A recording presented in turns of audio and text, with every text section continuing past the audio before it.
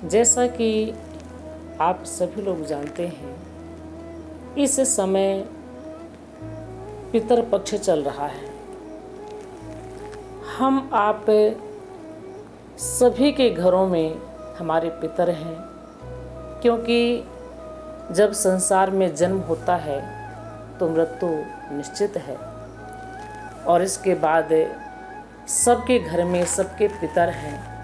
और इस समय इस पितर पक्ष के समय पर ऐसे हमारे शास्त्रों की मान्यता है कि पितरों के लिए जो भी कार्य हम करते हैं तो उन तक ये सारे कार्य पहुँचते हैं, चाहे उन्हें जल देना हो या उन्हें भोजन देना हो, उनके लिए प्रणाम करना हो, स्मरण करना हो, उनका ध्यान करना हो, हम कुछ भी उनके लिए करते हैं तो इस समय पितर हमारे स्वीकार करते हैं और हमारे द्वारा किए हुए सत्कर्म को वो प्राप्त करके बड़े प्रसन्न होते हैं। वो गदगद हो जाते हैं कि मेरे जो बच्चे हैं, मेरे जो नाती पोता हैं, मेरे जो बहू बेटियां हैं, मेरे लिए इतना सारे कार्य कर रही हैं, मेरे लिए इतने इत्यादि बढ़िया बढ़िया भोजन बना रही हैं, मुझे जल दे रहे हैं, तो वो बड़े प्रसन्न होते हैं। और जब पितर प्रसन्न हो जाते हैं तो उनका हृदय से आशीर्वाद निकलता है और उनका आशीर्वाद प्राप्त करके हम आपका जीवन भी धन हो जाता है।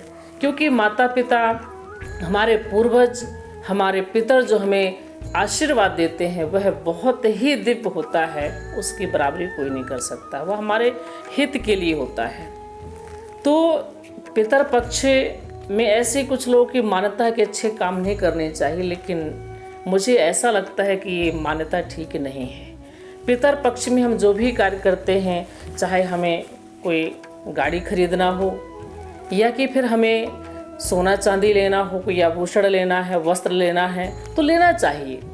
लेकर के हम पितरों को अर्पित करके उसे धारण करेंगे तो उनका आशीर्वाद हमें जरूर प्राप्त होगा। तो ये हमें करना चाहिए। और देखिए, पितरों के लिए हम करें ये तो हमारा दायित्व तो बनता है। हमारे श्री रामचरितमानस में देखें, बड़े लोगों ने तो किया ही है।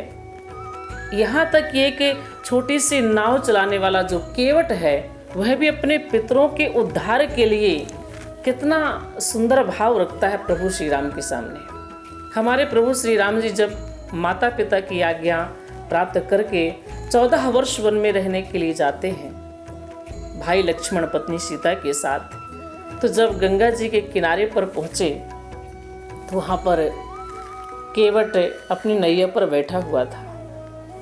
भगवान ने केवट से नाव मांगी, केवट जरा नैया किनारे लाओ, उसमें बैठा कर के हमें गंगा पार कर दो।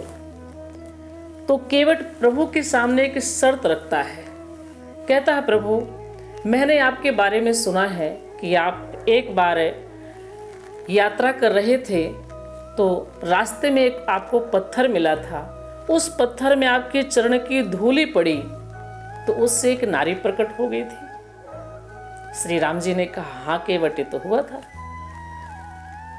तो केवट ने कहा, प्रभु जब पत्थर में आपकी चरण धूली पड़ी तो उस पत्थर से एक नारी प्रकट हो गई और मेरी इस नैया में आपके चरण की धूली पड़ेगी तो मेरी नैया भी नारी बन जाएगी, और जब मेरी नाव नारी बन जाएगी तो मेरा परिवार कैसे चलेगा, मेरे बच्चे कैसे भोजन प्राप्त कर पाएंगे, उनका पालन पोषण कैसे होगा, क्योंकि इसी नैया के सहारे ही मेरा पूरा परिवार चल रहा है।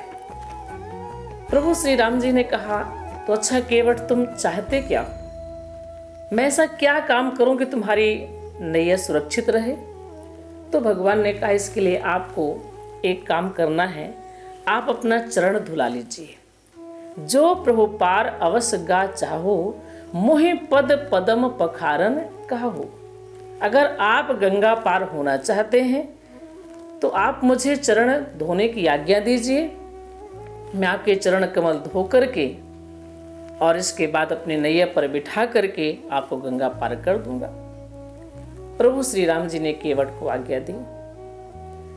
और केवट कठौता में जल लाया, प्रभु के सुंदर चरणों का प्रक्षालन किया। चरण प्रक्षालन करने के बाद भगवान को किनारे पर खड़ा कर दिया। प्रभु पुनः कहते हैं, केवट ये बताओ कि तुम हमें इस किनारे पर खड़ा क्यों कर रहे हो, नैया पे क्यों नहीं बैठा रहे हो?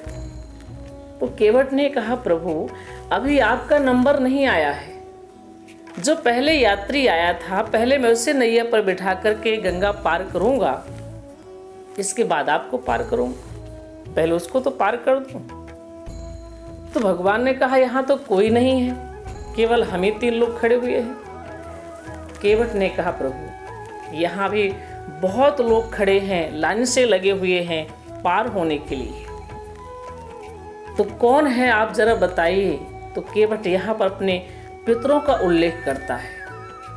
ध्यान रखेंगे, उससे नाव चलाने वाले केवट को अपने पितरों का कितना ध्यान है, उनके उद्धार की कितनी जो है उसके अंदर उत्सुकता है कि मैं इनका उद्धार कर दूं। तो वह कहता है, प्रभु आपके चरण कमल भी नाव है, और उस चरण कमल के चरणामृत को लेकर के मेरे पूर्वज जो है, मेरे पितर जो है, वो इस भव सागर को पार कर जाएंगे। तो पहले मैं अपने पितरों को पार करूं इस भव सागर से, इसके बाद मैं आपको नैया पर बिठाकर गंगा पार करूंगा। गोस्वामी जी महाराज श्री रामचरितमानस में लिखते हैं कि पद पखार जल पान करे आप सहित परिवार, अब पितर पार कर प्रभु ही पुनः मुदित गयव लय पार। केवट जो है पहले भगवान के चरण कमल को धोता है, इसके तत्पश्चात चरणामृत अपने परिवार में वितरण करता है, पितरों का उद्धार करता है, और फिर भगवान को नैया पर बिठा करके गंगा पार करता है। तो ध्यान रखिएगा, हम आपको भी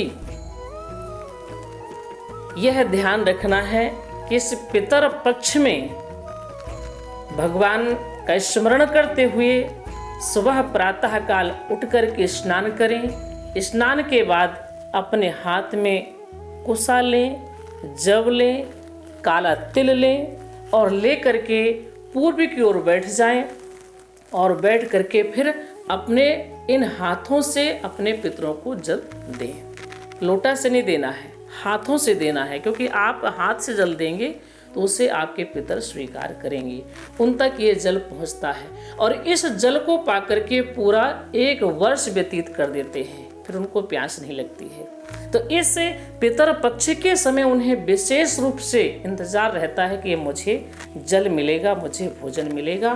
तो हम आपको भी ये सब करना चाहिए, क्योंकि पितरों का खुश रहना बहुत ही जरूरी है। वो अगर खुश हैं तो हमारा पूरा परिवार हरा भरा प्रसन्न रहेगा।